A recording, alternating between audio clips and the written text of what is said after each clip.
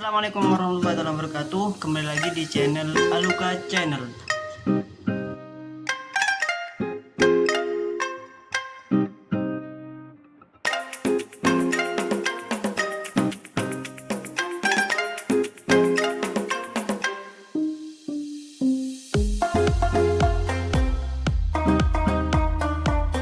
Pada kesempatan hari ini kita akan membahas tentang bagaimana pengaruh dari seorang itu dalam hal untuk minat baca, terutama pada tingkatan pelajar atau mahasiswa. Kadangkala sangat banyak yang memberikan sebuah pengaruh kepada teman-temannya ketika berhubungan dengan minat baca. Ternyata ketika diberikan sebuah ilustrasi kepada pelajar atau mahasiswa, literasi membaca bagi pelajar dan mahasiswa itu sangatlah minim, terutama di Indonesia itu. Menurut data UNESCO pada tahun 2016, minat baca masyarakat atau pemuda itu sangat memprihatinkan di Indonesia. Minat baca Indonesia berada di peringkat 60, hanya satu tingkat di atas negara Botswana. Jadi salah satu negara Indonesia yang terbesar, tetapi ketika dilihat atau detailnya tentang bagaimana cara minat baca, bagaimana cara mempersatukan para pemuda untuk giat dalam membaca, ini sangat sulit. Maka dari itu ada beberapa faktor yang melatar belakangi seorang pelajar atau mahasiswa di sini kurang minat untuk membaca. Di sini salah satunya adalah generasi serba instan.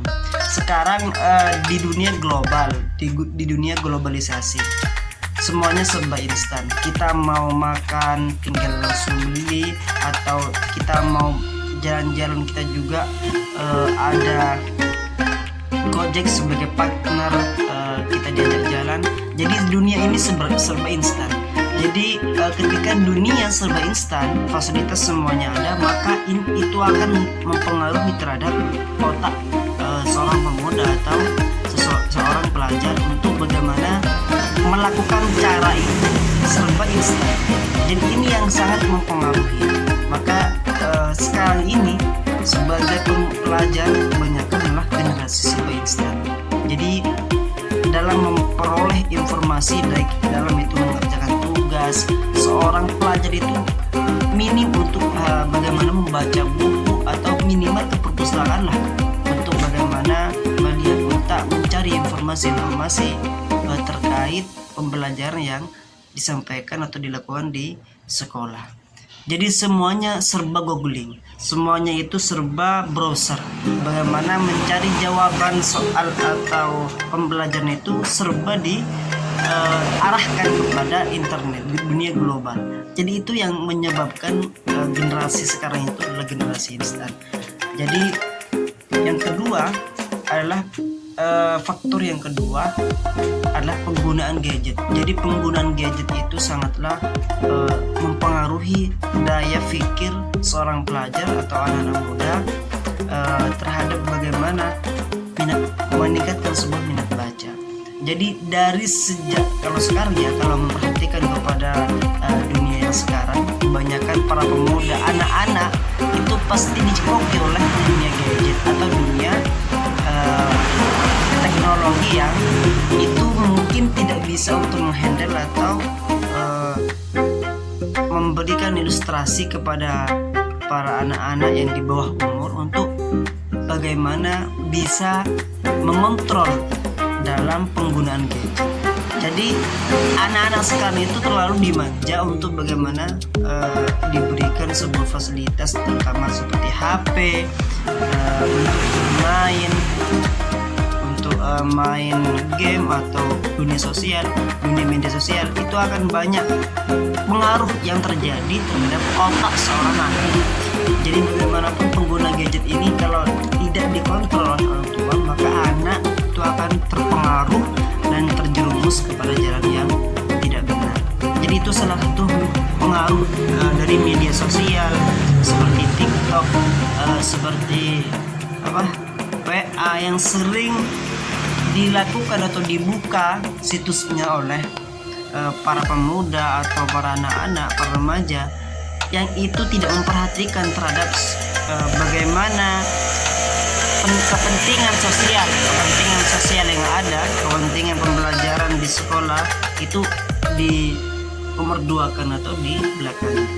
Jadi salah satu faktor itu yang harus kita hindari agar anak kita para pemuda di Indonesia itu agar bisa mengontrol bagaimana dalam menjalankan sebuah kehidupan, terutama atas pengaruh dari gadget. Oke, ada beberapa hal yang tips dan cara untuk meningkatkan minat baca bagi pelajar atau mahasiswa. Yang pertama adalah harus memang dipaksa untuk membaca. Karena apa? Karena ketika tidak ada paksaan untuk membaca, maka seterusnya tidak akan pernah memegang buku untuk dibaca. Jadi harus dipaksa. Minat baca itu harus dari sebuah paksaan. Kalau tidak mau dengan sendirinya, harus dengan paksaan. Ketika sudah dipaksa, maka sedikit demi sedikit, lambat laun akan terbiasa dalam halnya untuk bagaimana meningkatkan minat baca itu tersebut. Jadi harus dipaksa, meskipun paling sulit untuk dijalankan itu memang paksaan. Jadi harus dipaksa untuk bagaimana merubah mood kita agar terbiasa dengan membaca. Itu yang pertama. Terus yang kedua, biasakan membaca. Jadi setelah kalian itu dipaksa untuk membaca, maka biasakan membaca. Dari kemauan dari sendiri itu akan tergabung dalam sebuah paksaan dari orang lain atau dari orang tua, maka itu akan menjadi sebuah kebiasaan yang positif, yaitu kebiasaan membaca. Terus yang ketiga, cara yang ketiga yaitu berkumpul dengan sesama yang hobi membaca. Jadi salah satu cara untuk bagaimana meningkatkan minat baca bagi pelajar dan mahasiswa itu bagaimana berkumpul terhadap teman-teman yang kerjaannya selalu membaca dan selalu melakukan literasi, baik itu dalam dunia sosial atau mungkin di dunia perpustakaan, agar minat baca itu akan semakin meningkat. Jadi salah satunya cara adalah berkumpul dengan sesama yang hobi membaca. Maka ketika sudah berkumpul dengan yang membaca, maka sedikit rangsangan untuk bagaimana ingin juga untuk membaca buku yang teman-temannya baca. Maka dari itu sangat dibutuhkan teman yang bisa mengarahkan kepada hal yang positif. Terus setelah berkumpul dengan teman-teman yang biasa membaca, maka lakukanlah berdiskusi atau bergabung dengan sebuah komunitas, lalu kegiatannya itu berdiskusi. Jadi setelah apa yang kita baca, apa yang kita lakukan, apa yang kita sudah baca selama sebelum-sebelumnya, maka itu ditransformasikan kepada teman-temannya dengan cara melakukan diskusi. Jadi salah satu manfaat diskusi ini bisa merefresh otak atau meningkatkan sebuah pengetahuan kita dengan cara melakukan transformasi pengetahuan dengan temannya.